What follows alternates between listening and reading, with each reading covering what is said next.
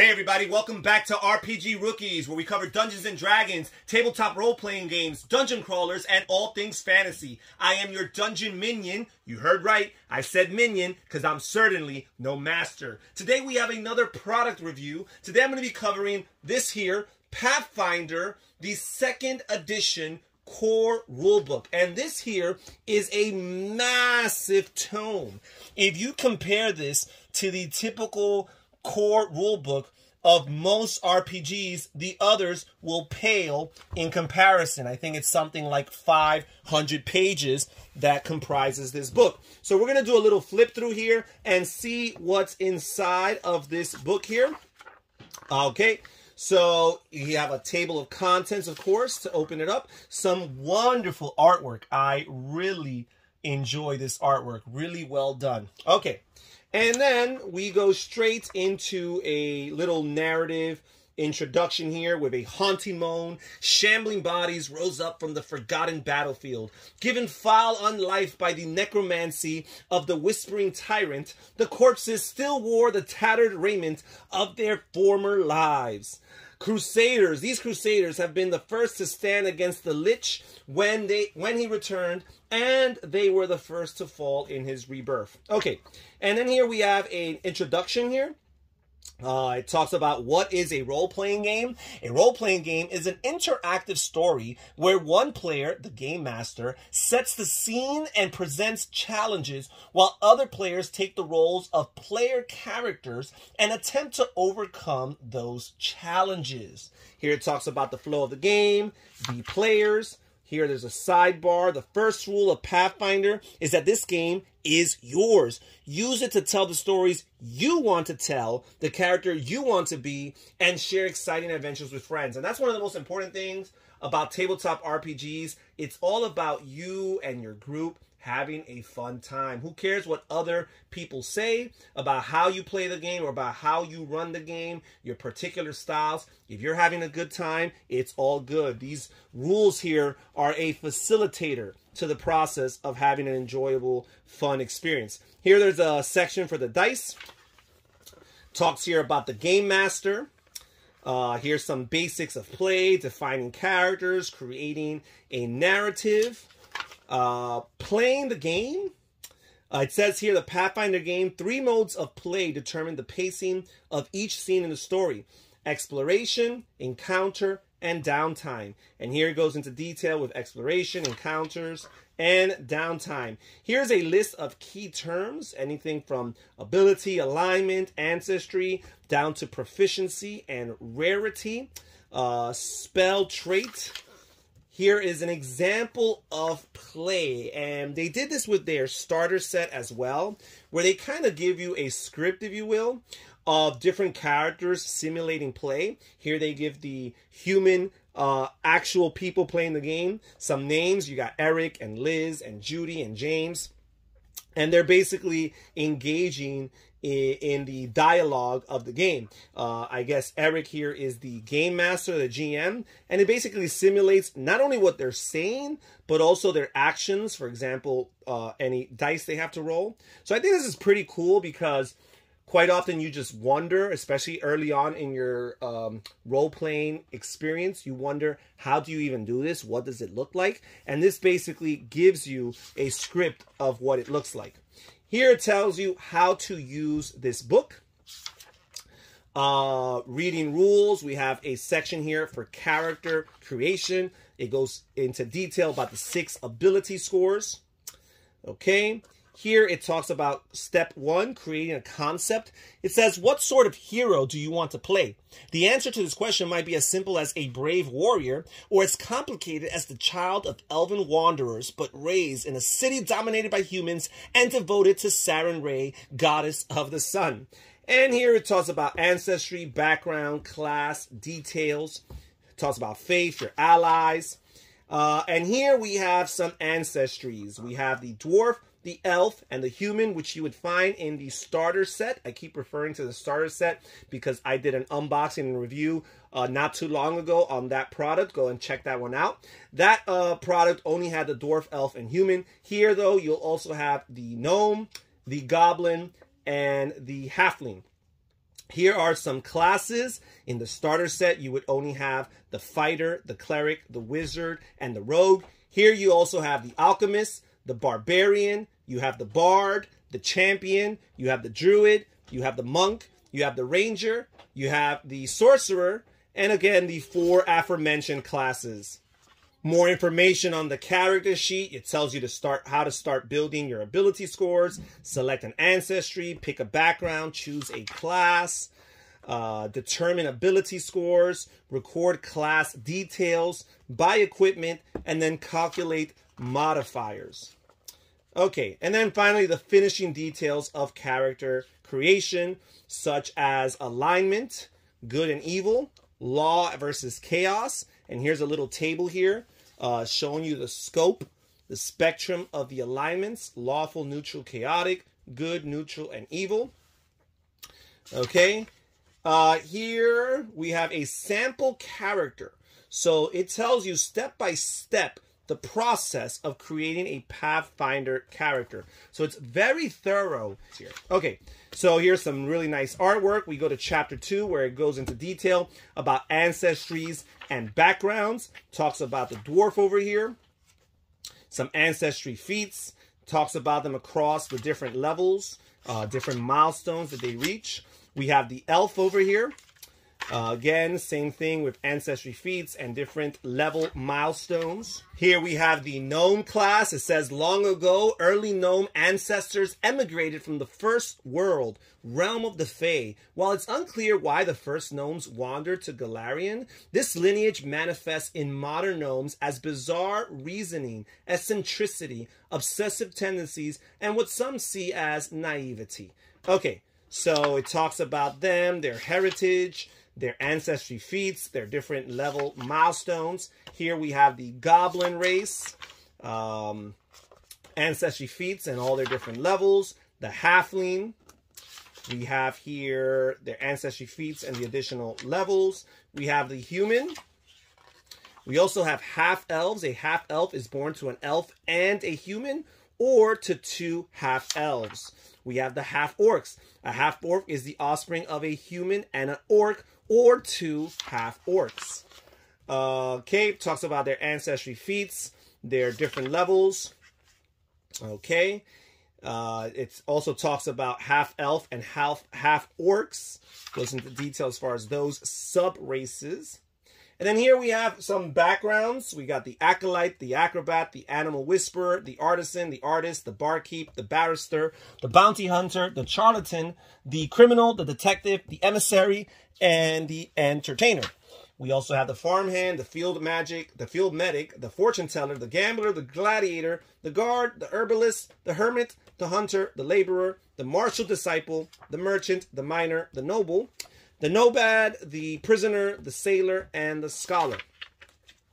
And finally, here we have the scout, the street urchin, the tinker, and the warrior. Then here we have an entire section for languages. It talks about the common languages: human, dwarves, elves, halflings, and other common ancestries. It talks about draconic, dwarven, elven, gnomish, goblin, halfling, Jotun, orcish, sylvan, and undercommon. And then here it tells you the speakers of each of these respective languages. So basically almost everybody talks the common language, hence why it's referred to as the common language.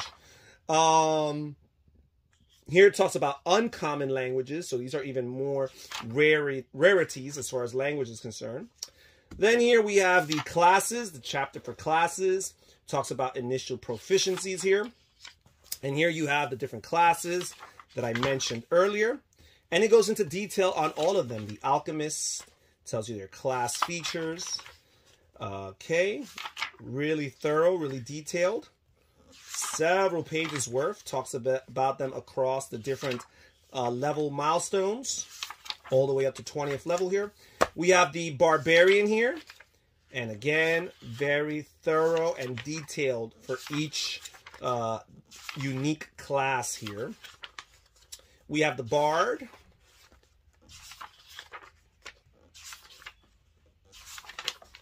Okay. We have the champion. Okay. Talks about them across the different levels here. Here we have the Cleric. Again, my personal favorite class. Deities work their will upon the world in infinite ways, and you serve as one of their most stalwart mortal servants. Blessed with divine magic, you live the ideals of your faith, adorn yourself with the symbols of your church, and train diligently to wield your deity's favored weapon. Okay, talks about divine spell casting, their doctrine, talks about their different feats across the different levels, right? It gives you a sample cleric, and that's true for each of these classes. Here you have the Redeemer here as a sample champion, Gosrin here as a sample cleric. Okay, so you have all these sample clerics in these different sections, so that kind of serves as a starting point, perhaps, if some people want to build off these samples and further flesh them out. Here we have the Druid class. Again, their features, their feats across the different levels. Again, you have all of these sample characters within this class. Here we have the Fighter. Their feats across the different levels. A bunch of sample characters here. Here we have the Monk. And again, we have their feats across the levels and the different sample characters. We have the Ranger here with their different feats across the levels, the different sample characters. We have the Rogue here, different feats across the levels and their sample characters here. We have the Sorcerer here, and we have all these tables here for their spells per day, their class features, their bloodlines, and their sample characters are found here, along with their feats across all different levels. Then here we have the Wizard, and again we have a table here for their spells per day, depending on their level, the character's level and the level of the spell. Okay, we have their feats and some sample wizards here. And then here we have the Animal Companions and Familiars section here. Some adventurers travel with loyal allies known as Animal Companions and Familiars. The former begin as a young animal but acquire impressive physical abilities as you level up, while the latter share a magical bond with you. And it gives you a bunch of different samples or examples of different animals that you can take along with you as allies, and some familiars as well. Here is a section on archetypes. There are infinite possible character concepts, but you might find that the feats and skills choices from a single class aren't sufficient to fully realize your character. Archetypes allow you to expand the scope of your character's class. So here we have some multi-class archetypes and some class archetypes. It has some spell casting archetypes. So here we have the Alchemist and some different archetype samples here. Alchemist Dedication, Basic Concoction, Quick Alchemy, Advanced Concoction, Expert Alchemy, Master Alchemy. We have the same here for the Barbarian, different archetypes for the Bard, as well as for the Champion, and the Cleric, and the Druid here, and the Fighter, and the Monk, and the Ranger, and the Rogue, and the Sorcerer, and the Wizard. And basically these archetypes will help add more nuance and more detail to your character that you are creating. Then here we have a chapter for these skills. It talks about key ability and skill actions. And here we have a table for some of the different skills, from acrobats or acrobatics all the way down to thievery here. Here we go into further detail on the different skills: acrobatics, arcana, athletics, high jump, force open, long jump, shove, swim, disarm, crafting. The diplomacy skills here: gather information, make an impression, request. Intimidation skills like coerce, demoralize. Some lore skills: medicine, administer first aid, treat disease, treat poison, treat wounds. Some nature skills: command an animal. Occultism skills: performance, religion, society, stealth. We have a chapter here on equipment. Here it talks about armor and armor class. Talks about shields. Here we have a section for weapons. Here we have a table for melee weapons in particular. We have another table here for ranged weapons.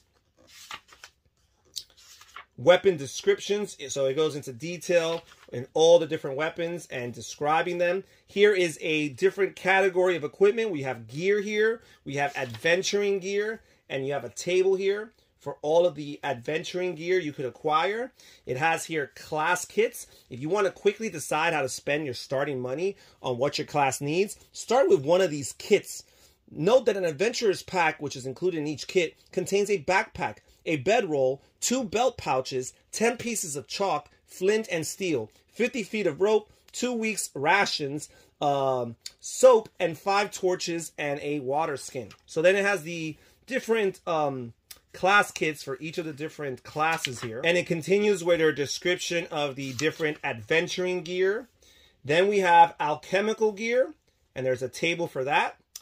We have elixirs and bombs, different tools. We have magical gear, like potions and scrolls, consumable items, talismans, formulas. We have items with multiple types here. We've got services that we could purchase. Of course, there's cost of living that we have to account for. We've got animals. We've got barding. Then we have this chapter here on spells. It talks about tradition and school, the different magical schools. We have 8 different magical schools, including abjuration, conjuration, divination, enchantment, evocation, illusion, necromancy, and transmutation. It talks about spell slots. Characters of spellcasting classes can cast a certain number of spells each day. The spells you can cast in a day are referred to as spell slots. At first level, a character only has a small number of first level spell slots per day. But as you advance in level, you gain more spell slots and new slots for the higher level spells. Okay, it has a section here for cantrips. Here we talk about casting spells. Ranges, areas, and targets, saving throws. Here's a list, a particular list of spells. We have arcane spells here, and they go across through all the different levels. And we have divine spells here, and again through the different levels. We have occult spells here through all of the different levels. We have primal spells here through all the different levels.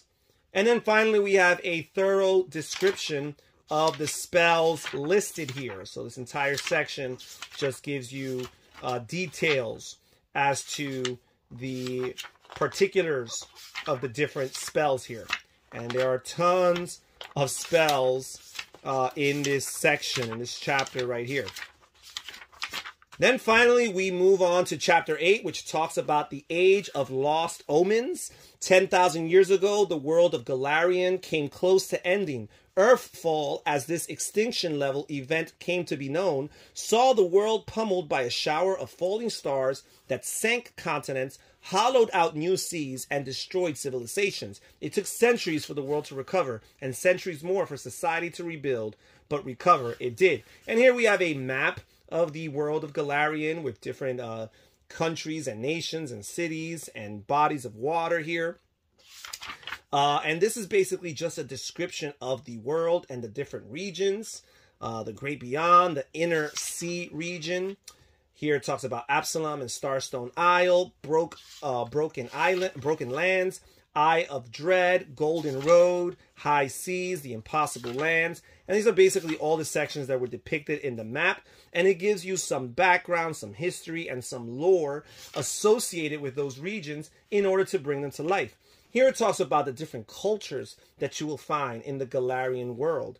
So this is a little bit more particular to the races that you find in different characters. This is more like a nationality, if you will. The different nations, regardless of their races that comprise them, have particular cultures, traditions, and philosophies that they're known for based on their region.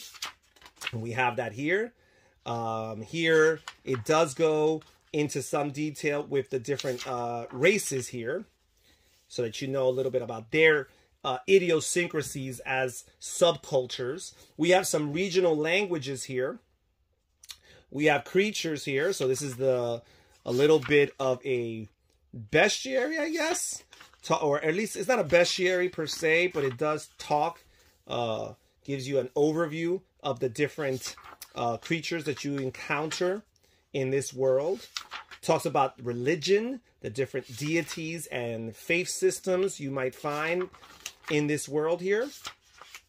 And then chapter 9 finally goes into playing the game. Okay, so it talks about checks and making choices, how to do specific checks, attack rolls, spell attack rolls, perception, special text. It talks about damage. It talks about weaknesses and resistance and temporary immunity. It talks about conditions here. And here you have a chart, a list of all the different conditions that you can find in this game. Okay. Here it talks about areas and line of sight. It talks about hit points, healing, and dying. Okay. Here it talks about encounter mode, how you roll for initiative, play a round, begin the next round, and end the encounter. Here we have a section for the basic actions that you can do, including aid, crawl, delay, drop prone, escape, interact, leap, ready, seek, sense, motive, stand, step, stride, strike. Here are some specialty basic actions: arrest a fall, avert a gaze, burrow, fly, grab an edge, mount, point out, raise a shield. Here it gives you some examples using maps here to tell you how you trigger moves and to tell you how you count movement on a map. Talks here, gives you a sample for flanking and for covering. And then here we have a section for exploration mode. While encounters use rounds for combat, exploration is more free form. The GM determines the flow of time, as you could be traveling by horseback across craggy highlands, negotiating with merchants, or delving in a dungeon in search of danger and treasure. Exploration lacks the immediate danger of encounter mode, but it offers its own challenges. And here we talk about travel speed. Here's some skill exploration activities. Here we have a section for rest and daily preparations, things that you can do during downtime mode. And then here in chapter 10, we have a section for game mastering. Although the Pathfinder 2nd edition set does come with its own game master manual, here in the player's handbook, you do have a section for game mastering in itself, which I'm going to just kind of go through it quickly here because I will be having a review of the GM manual coming up soon. Here in chapter 11, we have the crafting and treasure section here. So it talks about different treasures that players can acquire throughout the course of their adventures. And here's a bunch of different tables depending on the level. Here we have some consumable treasures, and here we have some permanent treasures, again, across the different levels. Okay. And there's that. Then we have some alchemical items that can be acquired throughout the course of the game. Okay, and here we have some descriptions of these different items that can be acquired through your gameplay experience. And there's quite a bit of these different items here. Here we have some additional materials that players will encounter and find throughout their adventures. We have a section here for runes. Here is a section for upgrading armor and runes. And finally, we have an appendix at the end of this book for conditions here. And it goes into detail as far as all the different conditions and how they hinder a player or how they affect a player. And then we have some character sheets on the back that players can copy, photocopy in a printer, and have them available to them. And then finally a glossary and index. And that's it as far as this huge, massive tome. I said over 500 pages. It's actually over 600 pages. This thing in itself is a weapon you can use on a fantasy adventure. But I find it to be very thorough, very clear and detailed. It's an excellent product for players coming into the game. If you've already tried out with, if you already started off with the starter set that I reviewed a few days ago, then the next logical step would be to purchase the core rulebook, which again I think is a fine product for learning how to play this game. All right, and that's it for today's flip through and review. Thank you so much for joining us here at RPG Rookies. I'll catch you guys next time. Take care. Bye-bye.